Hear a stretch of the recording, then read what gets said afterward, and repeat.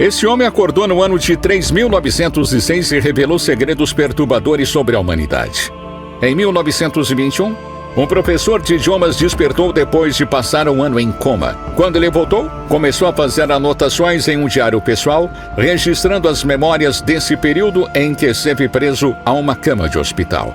No entanto, ele relatou estar sempre saudável, consciente, acordado e em outra época, no ano de 3906 e no corpo de outra pessoa. Ele descreveu coisas que hoje entendemos como hologramas, internet e criogenia, por exemplo. Também narrou eventos na Terra como um governo mundial e fora do planeta como a colonização de Marte. Ele mencionou várias guerras e catástrofes com datas precisas e nomes de grandes líderes que ainda não haviam nascido, além de revelar detalhes sobre uma incrível evolução da humanidade. E no vídeo de hoje, vou mostrar as revelações perturbadoras do homem que viajou para 3906, o que ele realmente presenciou. Como será nosso mundo daqui a 1800 anos? Então fique comigo até o final, que eu vou te mostrar tudo. Então deixe seu like, se inscreva no canal e ative o sininho de notificações. E antes de começarmos, conheça o GM2 Pro.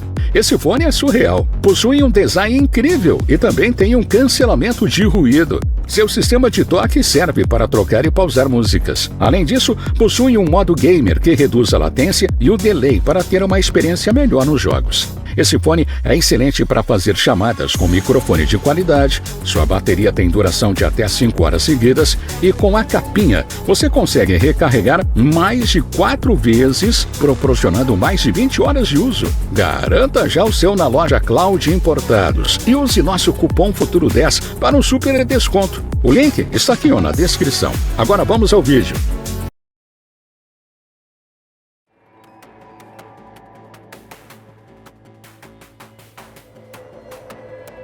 Na década de 1920, uma terrível enfermidade conhecida como encefalite letárgica assolou mais de 1 milhão de pessoas em todo o mundo. Os indivíduos acometidos por essa doença enfrentavam dificuldades para falar, mover-se e permanecer acordados. Durante aquele período, uma espécie de epidemia de encefalite parecia assolar as comunidades.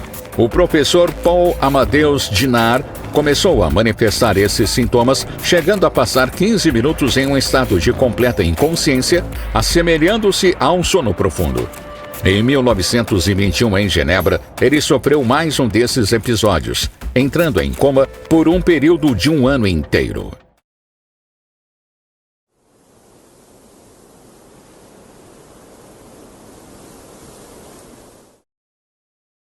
Em 1924, enquanto ensinava alemão na Grécia e lutava contra a tuberculose, Paul Amadeus Dinard nutria o desejo de retornar à sua terra natal na Suíça. Devido à sua saúde debilitada, ele confiou suas extensas notas manuscritas a Georgios Paparazis, seu aluno favorito, na esperança de que a tradução dessas notas ajudasse Georgios em seus estudos de língua alemã. Depois disso, eles se despediram sem saber que seria o último encontro deles. Quando Georgios iniciou a tradução, encontrou um conteúdo inesperado nas páginas. Passagens abrangentes discutindo um conflito nuclear, a perspectiva de colonizar Marte, o estabelecimento de um governo global, insights sobre veículos voadores, tecnologia holográfica e contato com vida extraterrestre. Inicialmente, ele descartou o material como ficção científica, mas à medida em que ele continuava a tradução, ele identificou que não se tratava de ficção científica. O que Georgios acreditava ser uma obra de ficção acabou se revelando o Diário de Dinard. E então, uma experiência notável surgiu. A entrada de Dinard em coma em 1921 e seu subsequente despertar no ano de 3906. Tornou-se aparente que Dinard havia passado por um lapso de tempo peculiar, passando 1 ano inteiro em um futuro distante, capturando cada detalhe que encontrou. Os escritos de Dinard apresentaram uma crônica de sua extraordinária jornada no tempo. E foi assim que tudo começou. Viagem para o ano 3906. Em maio de 1921, durante uma das aulas de línguas ministradas por Paul Dinard na faculdade, ele começou a sentir uma tontura repentina. Dinard tinha um histórico de problemas de saúde e esse episódio levou à sua hospitalização. Ele acabou sucumbindo a uma febre severa, resultando em lapsos intermitentes de inconsciência. Durante esses períodos de inconsciência, Dinar percebeu a presença de várias pessoas ao seu redor, mas seu estado debilitado dificultou qualquer comunicação efetiva. Ao recuperar a consciência, encontrou-se em um quarto de hospital desconhecido, cercado por pessoas vestidas de forma diferente e conversando em uma língua desconhecida para ele. Sendo um professor de línguas, ele reconheceu algumas palavras semelhantes ao inglês e ao sueco, mas suas tentativas de comunicação foram em vão, já que ninguém conseguia entendê-lo. Eventualmente, o médico identificou seu idioma e tentou se comunicar usando uma forma fragmentada de alemão. O médico o chamou de Andreas Norton, um renomado professor de física que havia sofrido um acidente. Sem entender, Dinar expressou desconhecimento sobre o nome Andreas Norton, até que ele foi colocado à frente de um espelho, onde foi revelado um rosto tanto quanto estranho. Essa revelação causou angústia evidente em Dinar, levando às lágrimas. Após uma explosão emocional, ele lutou com a crença de que poderia estar morto ou talvez sofrendo de um profundo distúrbio mental. Desesperado, afirmou sua identidade como um modesto professor de línguas da Suíça, expressando perplexidade. Quando mencionou a Suíça, o médico e a equipe reagiram com surpresa, fazendo perguntas sobre o ano em curso. Até aquele momento, Dinar afirmava com segurança que era 1922. Mas um silêncio tenso tomou conta da sala enquanto o médico mais velho se aproximava, revelando que o ano real era 3906. Dinar, cético e incrédulo, olhou pela janela e testemunhou uma paisagem surreal, com edifícios imponentes perfurando as nuvens e desafiando a gravidade. Então, Dinar desmaiou e voltou à inconsciência mais uma vez. Após 3 dias de observação, exibiu sinais de recuperação e ganhou forças suficientes para se locomover. Ao acordar, ele olhou em volta e viu paredes de cristal que ofereciam uma vista panorâmica e objetos feitos de metal brilhante. Guiado através de um corredor, chegou a uma sala espaçosa onde encontrou 2 figuras veneráveis adornadas com túnicas brancas, inicialmente percebidas como sacerdotes ou reis. Eles eram chamados de eleitores, com um olhar que incorporava a sabedoria dos anciãos. Até esse momento, os profissionais médicos atribuíam as experiências de Dinar ao potencial trauma cerebral, descartando a ideia de que ele vinha de uma época passada.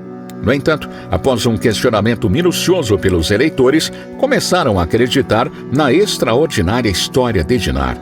Os eleitores possuíam conhecimento de um ramo fenômeno psíquico denominado mudança de consciência, onde a mente ou a alma de um indivíduo poderia ser transferida para o corpo de outra pessoa. No caso de Dinar, especularam que durante um acidente envolvendo Andreas Norton, cujo corpo Dinar supostamente habitava, Norton sofreu morte clínica. Intervenções médicas, incluindo resfriamento cerebral e reativação cardíaca, marcaram um ponto de virada. Os eleitores postularam que foi durante essa conjuntura crítica que uma mudança de personalidade ocorreu, transportando a consciência de Paul Dinar para o corpo de Andreas Norton e projetando 2000 anos para o futuro.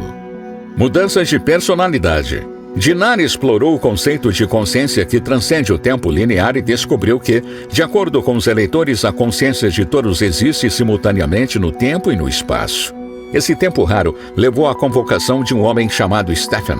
Stefan era o único a par da verdadeira identidade de Andreas Norton.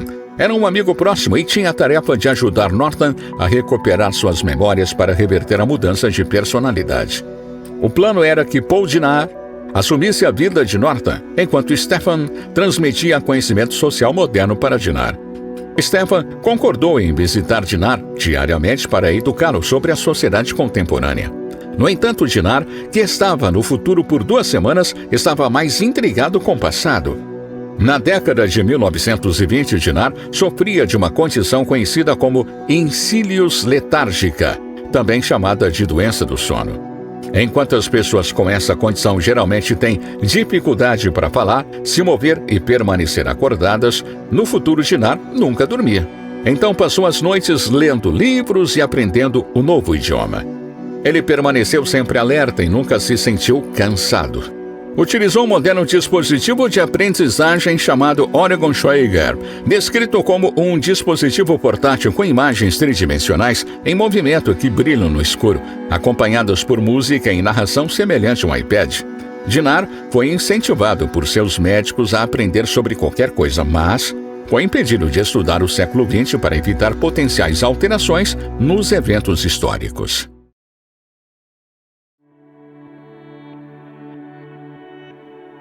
Acontecimentos entre os anos 2000 e 3906 estudados por Dinar. Os anos de 2000 a 2300 apresentaram desafios significativos de superpopulação para a humanidade, e os conflitos regionais surgiram como questões importantes. Em 2204, colonizamos Marte com sucesso, e nos próximos 60 anos a população do planeta vermelho cresceu para 20 milhões. No entanto, em 2265, houve uma catástrofe em todo o planeta, possivelmente um evento de grande impacto ocorreu, destruindo toda a colônia marciana. E as tentativas subsequentes de colonização foram abandonadas. Em 2309, uma guerra nuclear de escala média devastou grande parte da Europa, deixando apenas os países bálticos e os escandinavos relativamente ilesos. Esse evento provavelmente explica a língua híbrida escandinava falada na região. A guerra foi global e durou 80 anos, levando à dizimação de uma parcela significativa da população humana. Em 2396, um novo governo mundial chamado REDS é estabelecido, marcando o fim do antigo período da história e o início da história moderna. Esse governo mundial, formado para deter a guerra global, foi caracterizado pela corrupção e foi controlado pelos ricos e poderosos. Apesar da resistência de países com forte nacionalismo local, o REDS persistiu por cerca de 200 anos. Eventualmente, os cidadãos pararam de eleger políticos e empresários, e os cargos mais altos são ocupados por cientistas, filósofos e humanitários, trazendo uma mudança em direção a uma estrutura de governança mais racional e humana. Em 2823, um líder mundial chamado Torah Hild propôs um novo sistema econômico que marcou o início de uma transformação social ao longo dos próximos 300 anos. Ao contrário do nosso sistema atual, que depende da escassez global, o sistema de Torah Hild foi baseado na adequação global. Essa mudança fundamental levou as pessoas a trabalhar para um bem maior. Inicialmente, os indivíduos dedicaram 40 anos à área escolhida antes de se apresentarem. Durante a aposentadoria, todas as suas necessidades materiais foram atendidas pela comunidade global. À medida que o tempo avançava, os avanços tecnológicos e a automação chegaram a um ponto em que, quando Paul Dinar chegou, as pessoas só trabalhavam por 2 anos de suas vidas. A educação começava na infância e, aos 17 anos, os indivíduos entravam no mercado de trabalho, trabalhando diligentemente por 2 anos antes de se aposentarem. Em 3906, todas as necessidades materiais, incluindo roupas, abrigo, alimentos, educação e entretenimento, foram atendidas pela comunidade global. O conceito de dinheiro, como o conhecemos, deixou de existir, e em vez disso, o valor foi colocado na arte e na ciência. Seguir uma carreira conforme essas normas permitia que os indivíduos escolhessem uma vida de lazer, desde que completassem seus 2 anos de serviço. O bordado. Paul Dinar discutiu um fenômeno fascinante projetado para ocorrer por volta do ano 3000, conhecido como trabalho com agulha ou bordado. Nesse cenário futuro, a estrutura do cérebro humano passa por mudanças que levam ao desenvolvimento de um novo órgão sensorial. Esse órgão recém-descoberto permite aos indivíduos perceber um plano de existência inteiramente novo, concedendo acesso a um profundo conhecimento espiritual denominado sobre-sensing ou supervisão. Essa habilidade transmite iluminação instantânea, oferecendo um notável aprimoramento conectivo. Apesar da antecipação deste novo sentido trazer sentimentos de imensa felicidade e tranquilidade espiritual, a realidade é bem diferente. Os indivíduos que vivenciaram essa transformação relataram sensações de alegria divina, aceitação da morte e um desapego às preocupações mundanas. No entanto, a natureza avassaladora desses sentimentos faz com que as pessoas entrem em pânico. Infelizmente, aqueles que passaram pelo fenômeno do bordado não sobreviveram, sucumbindo à intensidade do evento. Tudo mudou no dia 6 de setembro daquele ano. quando um homem de 76 anos chamado Alexis Vuri foi atingido pelo bordado, mas sobreviveu milagrosamente. Após esse evento, todos os outros que experimentaram o bordado também conseguiram sobreviver. Isso marcou o início de um processo comum na vida de todos. A vida que leva à evolução do Homo sapiens para uma nova espécie conhecida como Homo occidal novus, ou o novo homem ocidental. Nesse futuro, a própria natureza humana passa por uma transformação significativa. Ao contrário dos humanos atuais, que são inerentemente programados para a competição pela sobrevivência e o sucesso, muitas vezes às custas de outros, o futuro prevê uma mudança utópica.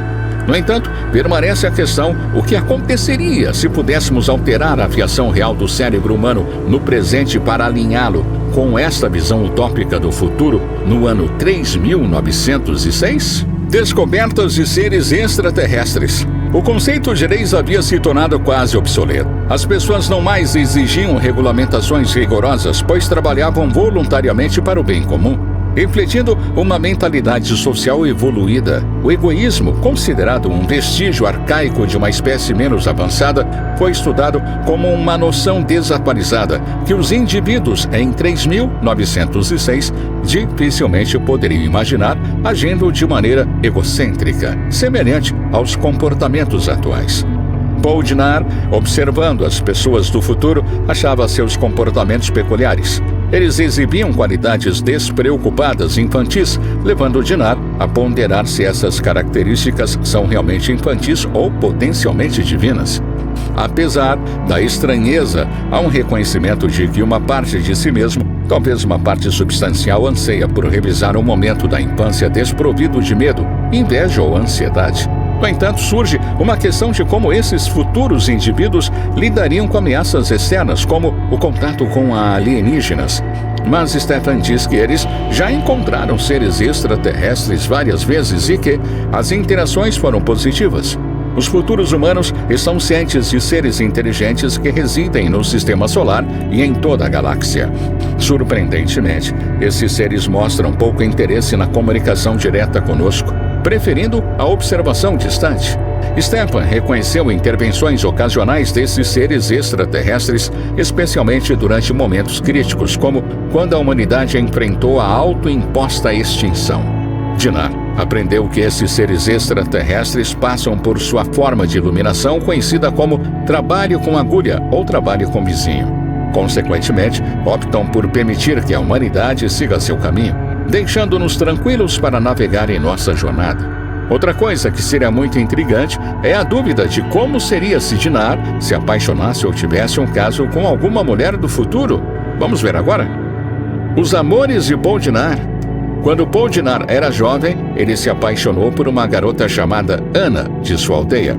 Embora Anna compartilhasse seus sentimentos, sua família insistiu que ela se casasse com outra pessoa. Em um de seus momentos finais juntos, em uma colina adornada com botões de ouro brancos, Paul desejou que o dia pudesse durar para sempre, sentindo que ele a estava perdendo. Eventualmente, Anna sugeriu que eles voltassem para casa. No dia anterior à separação, Paul pediu a ela que prometesse que eles se encontrariam novamente. Ela garantiu a ele e até planejou fazer uma coroa de flores do vento para um encontro futuro. Infelizmente, Paul nunca mais viu Anna e esse desgosto o assombrou durante toda a sua vida. Avançando rapidamente para um capítulo diferente na vida de Paul, depois de passar um ano com as pessoas em 3906, ele formou uma conexão com uma mulher chamada Sylvia. Optando por uma viagem de um dia, eles viajaram em um veículo voador chamado Aiosa, capaz de transportá-los quase instantaneamente para qualquer local da Terra. Paul desenvolveu uma conexão com Sylvia em uma fase diferente de sua vida e decidiu surpreendê-la visitando sua antiga vila sem saber de seu destino. Sylvia e Paul passaram o dia conversando e explorando. Finalmente, encontraram-se na mesma colina onde Paul e Anna compartilharam momentos significativos há 2000 anos atrás. Sylvia, em um gesto comovente, fez uma coroa de flores do vento. Ela então inesperadamente disse a Paul que era o suficiente para o dia e sugeriu que eles voltassem, entregando-lhe a coroa e pedindo que ele a colocasse em sua cabeça. Esse momento atingiu Poe como um raio, interpretando-o como o sinal pelo qual ele havia orado por muito tempo ao longo de sua vida. Mais tarde, ao refletir sobre o dia com seu amigo Stefan, Poe foi lembrado de que o tempo não é linear. Stefan propôs a ideia de que Sylvia poderia ser a alma reencarnada de Anna, cumprindo uma promessa feita há 2000 anos. Naquela noite, enquanto Poe sentia seus olhos ficarem pesados, ele gostaria de finalmente encontrar paz e dormir. O fim do coma. Poe Amadeus Ginnar acordou de um coma de 1 ano em 1922, marcando a conclusão deste conto intrincado e interconectado. O relato de Poe Amadeus Ginnar levanta questões sobre se sua história é verdadeira ou se é um conto inventado para ganho financeiro. Uma possibilidade é que a história de Ginnar seja baseada em eventos reais, onde ele afirma ter experimentado eventos paranormais que o transportaram 2000 anos no futuro. Em seu livro de 300 páginas, ele fornece detalhes intrincados sobre nomes, lugares e datas, discutindo tecnologias futurísticas como a criônica, a internet, objetos voando, teletransporte de veículos e algo semelhante a um holograma. Esses detalhes adicionam credibilidade ao seu relato durante sua vinda. Ginnar acreditava que estava vivendo na realidade, sem saber que era uma teia complexa de sonhos vividos. A possibilidade de se sonhar durante um coma depende da condição do cérebro. E se Ginnar sonhou por 1 ano, isso poderia explicar sua visão detalhada de um mundo futuro. Uma teoria alternativa sugere que Poe Amadeus Ginnar pode ser um personagem fictício e toda sua existência poderia ser uma invenção, levando a um exame crítico dos eventos descritos no livro. Georgios Paparazis, o tradutor e editor da história, afirmou suas tentativas frustradas de localizá-lo anos mais tarde.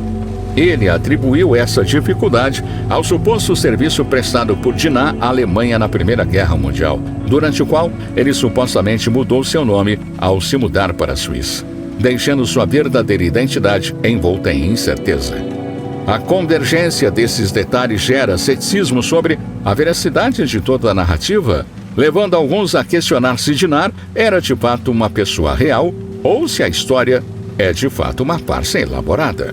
Mas essa história pode ser realmente verdade, porém está envolta em mistérios. Agora me fala, se você estivesse no lugar de Ginnar, o que faria de diferente no ano de 3906? Deixe sua opinião nos comentários e até o próximo vídeo.